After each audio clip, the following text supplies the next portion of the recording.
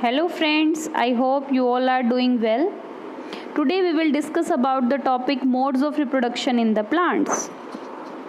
So reproduction is the development of new individuals from the pre-existing ones, or it is the development of new progenies from the parents is called reproduction, and the manner in which they originate called modes of reproduction. It is necessary for the continuity of generations to make a balance in the ecosystem.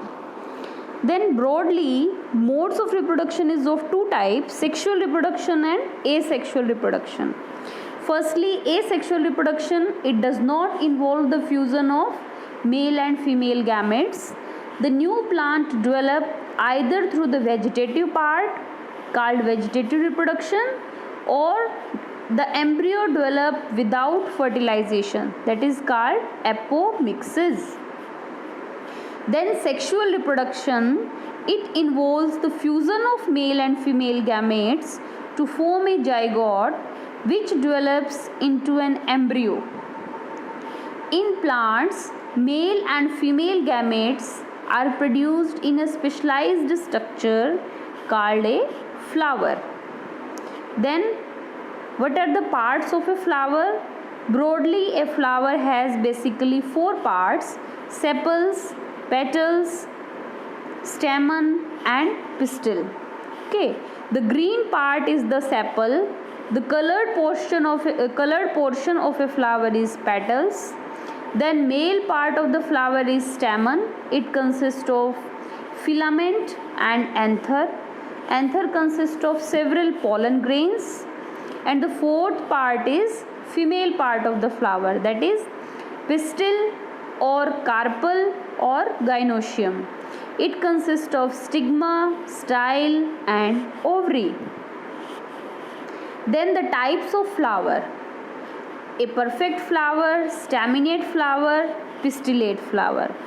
Firstly, a perfect flower or hermaphrodite flower is the flower that contains both male and female reproductive parts, that contains both stamen and pistil, that is called perfect flower.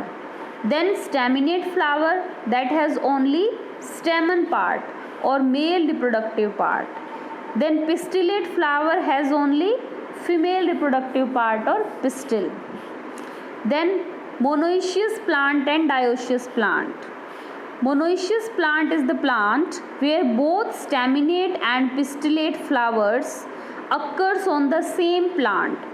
Means monoecious plant is the plant that have both male as well as female reproductive parts. For example, maize and coconut. Yes, in case of maize, the tassel is the male reproductive part and the cob is the female inflorescence or female reproductive part. Then dioecious plant is the plant where both staminate and pistillate flowers occurs on the separate plant.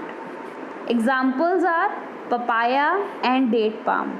Means in case of dioecious plant, for example in papaya, the male papaya and female papaya are the separate plants. Okay. Then sporogenesis. Sporogenesis means the production of microspores and megaspores is known as sporogenesis.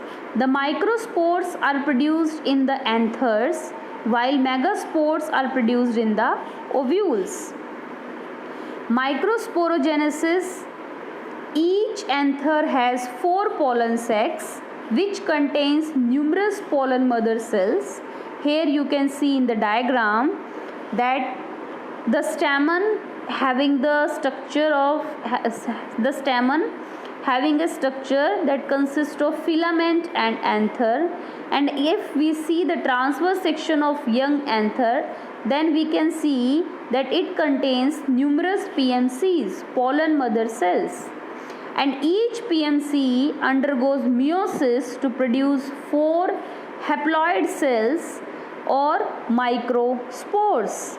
Then these microspores are mature mainly by thickening their walls into the pollen grains. And the process of formation of microspore from the pollen mother cell is known as microsporogenesis. Then megasporogenesis, it occurs in the ovules. Here you can see this is the female reproductive part, gynoecium or pistil or carpel. If we see the LS of ovule, longitudinal section of ovule, then you can see in ovule structure we have several megaspore mother cells. Then one megaspore mother cell undergoes meiosis to form 4, and then out of 4, 3 will degenerate, leaving one functional megaspore per ovule. Then this formation of megaspore from the megaspore mother cell is known as megasporogenesis. Okay. Then gametogenesis, production of male and female gametes in the microspores and megaspores respectively, known as gametogenesis. Number 1 is microgametogenesis. It refers to the production of male gametes or sperms during maturation of the pollen. Here you can see in the diagram, during maturation of the pollen will thickening their walls and form the pollen wall, and then it undergoes mitosis to form two nuclei. One is generative nuclei and another is vegetative nuclei or tube nucleus. Then this generative nuclei, as it's a generator, means that is going to generate something. So generative nuclei will form the two sperms, while the vegetative nuclei will form the tube nucleus. And this structure, the pollen grain with the pollen tube, is called as microgametophyte. And the formation of microgametophyte from the microspore is known as microgametogenesis. Then yes, and pollen is released. This is important, that pollen is released in binucleate stage for the pollination. Then megagametogenesis, the nucleus of a functional megaspore. Here we can see in the diagram that here megaspore undergoes 3 successive mitotic division to form 8 nuclei cell. Then out of 8, 3 nuclei will goes to one pole and forms the antipodal cells. The another 3 nuclei will goes to another pole, forms the egg cell in the center, surrounded by the 2 cells called synergids, and the whole structure, egg cell plus synergids, called as egg apparatus.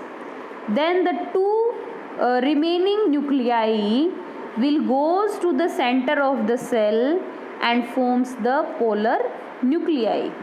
And this whole structure with 8 nuclei and 6 cells is called as embryo sac or megagametophyte. The formation of megagametophite or embryo sac from the megaspore is known as megagametogenesis. Now we see how fertilization takes place. Then in case of microgametophyte, we have 2 sperms and 1 tube nucleus. Then the fusion of one of the 2 sperms with the egg cell, producing the diploid zygote, known as fertilization, and the fusion of remaining sperm with the polar nuclei that is present in the center of the embryo sac, leading to the formation of a triploid primary endosperm nucleus, that is called triple fusion. And during this seed development, this endosperm provides nutrition to the developing embryo. And this entire process is known as double fertilization. Why it is called double? Because here the two fertilizations takes place. One is when one of the sperm fuses with the egg cell, and the second when the another sperm fuses with the polar nuclei to form the endosperm nucleus, that is called triple fusion. So here two fertilization takes place and we called it double fertilization. Okay, then what is the significance of sexual reproduction? Number one, in case of sexual reproduction, we have a hybrid that have the combination of genes from the both parents, from two or more parents. Secondly, recombination takes place that produce a large number of different genotypes. Means here we are having the variability, and variability is the essential criteria for the selection. If you do not have any genetic variation in the population, you can't do selection. So this sexual reproduction is very essential in creating the genetic variability through hybridization. Thank you very much. I hope you like this video. In the next video we will meet with the new topic. Thank you very much.